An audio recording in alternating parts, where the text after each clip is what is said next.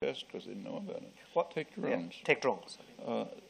The drone campaign is a global terrorism campaign run by the Obama administration, which has absolutely no counterpart.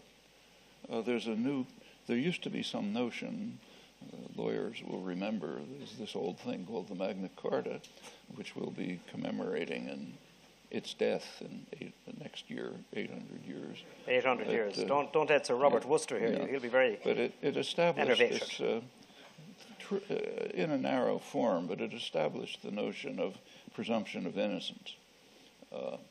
Pretty narrow, but then it was extended over the years. Well, that's been torn to shreds. By now, guilty means that Obama decided on Tuesday morning to kill you. That's the definition of guilty.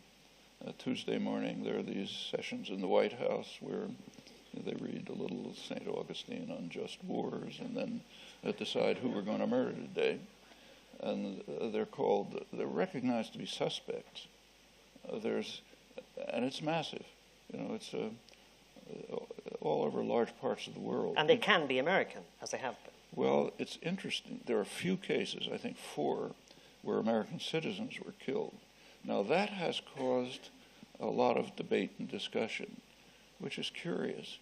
The tacit assumption is that if you want to kill non-Americans, it's free. Do it.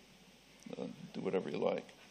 But murdering American citizens, well, you know, raises some constitutional questions. So that's debated.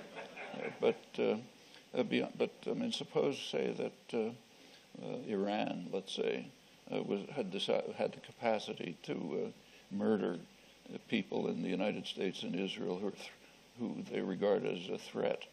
I mean, they have good reason to regard them as a threat, like leading figures and top leaders in the United States and Israel are regularly saying that all options are open, which means if we want to carry out a nuclear attack against you, we'll do it.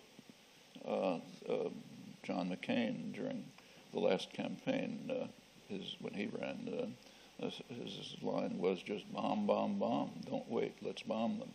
So there are plenty of people who they could regard as a threat. Suppose they decided to assassinate them. Would we sit here quietly and say, well, it's fine, they're not Iranian citizens, so why shouldn't they assassinate them? But when we do it, it's considered legitimate.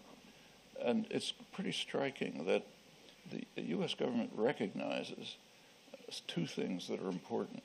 One is they're not only killing suspects, they're generating terrorists.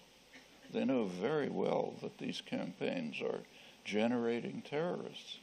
When you start murdering people in tribal societies, which have a culture of defense and revenge, they respond. Take, say, 9/11. Turns out that 11 of the 19 apprehended hijackers were from a tribe in Yemen that had been bitterly repressed and attacked, first by the center and then by the international supporters of it, and they were taking revenge. There's a very important book on this by Akbar Ahmed, who's a Pakistani anthropologist, teaches in the United States, is one of the leading experts on tribal societies. And he just calls it a war against tribal Islam and tribal societies generally, which react. The other thing is that